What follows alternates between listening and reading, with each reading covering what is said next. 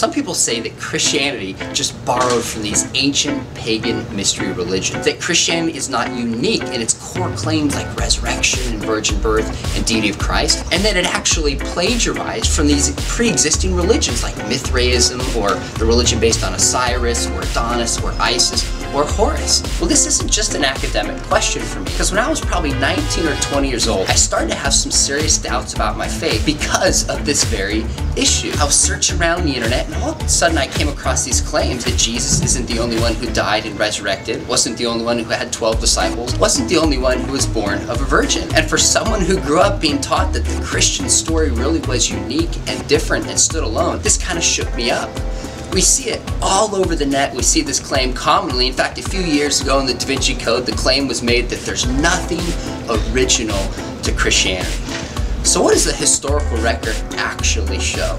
Well, I decided to not only probe further into the Christian story, but to read some of these other claims that Christianity allegedly borrowed from. And I found a few things that I realized set Christianity apart. Number one, the differences in these other religions are far more greater than the similarities. So last time I got on Wikipedia, it said that Osiris, this Egyptian god, was murdered and then he resurrected and became God. Well, I actually went and read the story of Osiris. And yes, he was murdered. His body was cut into multiple parts, thrown into the sea, and then all his parts but one were put back together and he became God of the underworld. Does that really sound like the Christian story? As I began to read Adonis and Isis and Horus and all these other gods, I realized that the differences were far more greater than the similarities. The second thing I realized when I started to investigate these other religions, the dating is all mistaken. Meaning that the claim is that Christianity borrowed from these Eastern mystery religions, but the reality is, although the religions predate Christianity, the aspects of those religions that are similar to the Christian story, such as a resurrection and eternal life,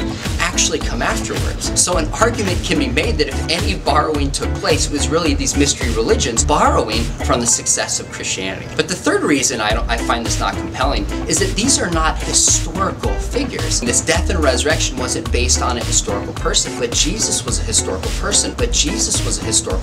And there's historical evidence we can examine for his existence. A way this really hits home for me is I want you to think of a story. As soon as I give these details, you tell me what story I'm talking about. There was what's dubbed the unsinkable ship. On its maiden voyage, it hit an iceberg and it sank. Most of the men died and a few women survived. Now instantly you're thinking, oh, that's the Titanic. And you know what? It's not. Actually, about 14 years before the Titanic actually went its maiden voyage and sunk, there was a fictional story written with the name Titan with those exact details. So what does this tell us? Even if there were a fictional story before a historical event, it would no way take away from the historical evidence that something like the Titanic really took place. Well, the same is true of the historical Jesus. Even if these so-called dying and rising gods existed before Jesus, and again, there's no evidence that they did, that still wouldn't mean that Christianity borrowed from them. So there's a lot of challenges that can be raised against Christianity. I'd invite you to investigate them, but realize the claim that Christianity borrowed